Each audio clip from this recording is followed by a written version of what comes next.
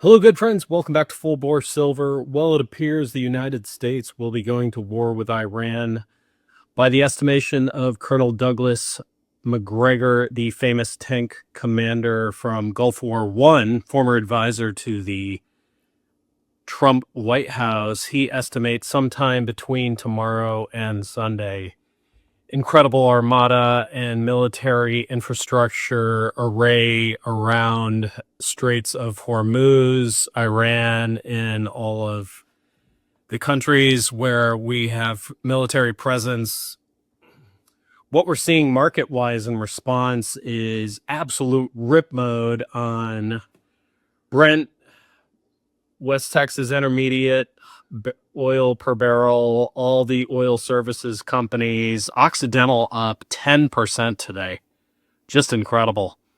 Uh, Depending on what you're paying per gallon gas-wise in your state, it's going to go up from here. I estimate somewhere between 85 and 100 a barrel by the end of this year. Could be sooner.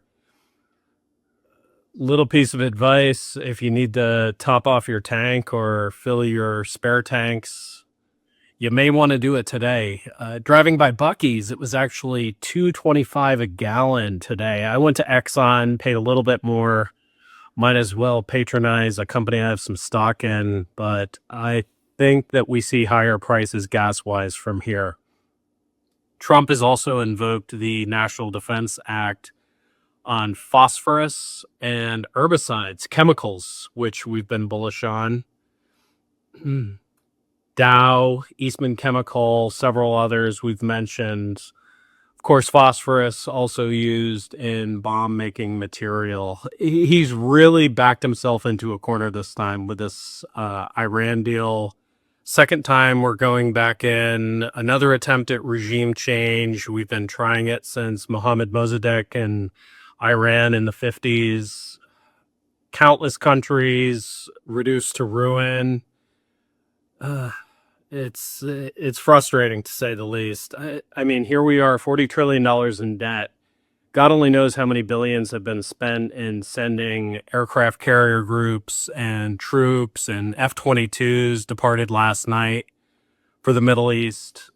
God only knows how much money they've spent in this latest round of war. This will go down as possibly the most bellicose administration in American history. We were promised no new wars, and I've lost count. I don't know if we're at 8 or 9 with the new wars, but they are mounting. We'll continue to watch that. Earnings have been exciting, for sure. We had Hecla crushed. It kind of pulled back, consolidated into a bull flag. It's up another 3% today. Alamos Gold, also record cash flow, great earnings, up 4% today after a little bit of consolidation. Kencross, most of their financials and earnings are up. They did miss estimate. Core missed estimate, but it's up 6% today. Equinox, again, crushed record numbers, revenue. A lot of these miners, especially the majors and the mid-tier, are just firing on all cylinders. Equinox up 6.5% today. Pan America Silver, I mean, this almost qualifies as a best in breed amongst the precious metal miners. They're up 5% today. Another stellar report.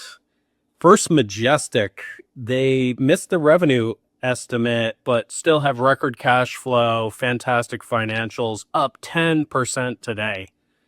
So Rick Rule had a fantastic analogy as to how these miners move. You take an asset class, a commodity like gold and silver, and the analogy is the slave master's whip. So you have the commodity moves first, which is the base of the whip, and then the middle part of the whip is the majors, the well-known miners, the Pan America Silvers, the First Majestic, Core Hecla. At the very tip, the last thing to move on the whip are the exploration companies, the prospectors, the smaller tier Mineros, Talisker, Guanajuato, but they do move last. But the trajectory of the move and the length of the move oftentimes is completely outsized versus the majors. So that could be weeks in the coming, months in the coming. It's tough to tell. I share some frustration with some commenters that the majors haven't moved like silver has, but this is kind of a rule of thumb. The commodity always moves first. So watch for those minor moves in coming weeks and months. Now, tonight we have Newmont and El Dorado reporting. They're both kind of flat today, so this should be exciting. We shall continue to watch that, but the main thing is watching this imminent war with Iran, and not that we're celebrating it. In fact, there's got to be a different way than these nonstop wars and the killing of innocents and just the absolute waste of money that goes into the pockets of a few. They're banker wars, Lockheed Martin, Raytheon, they get rich.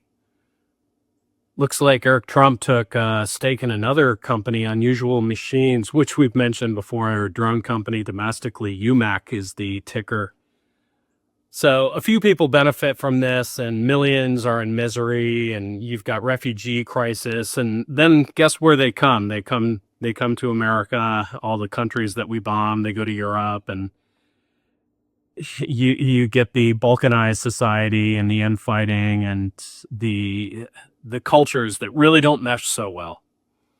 Happy Ramadan, by the way, to our Muslim listeners. Anyway, we'll continue to watch that, but usually war creates a lot of inflation and a flight to safety, which is generally bullish for gold.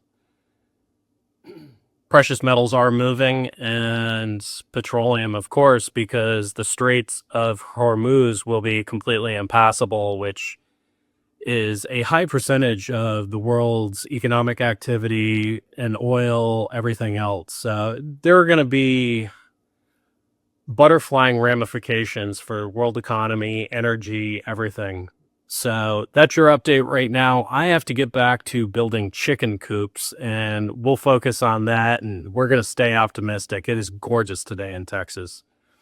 I had a busy morning out in the field working on chicken coops, 7 a.m., and then I had to trudge over to the sheriff's office and get a little fingerprinting so I could stay legal with the Bureau of Alcohol, Tobacco, and Firearms.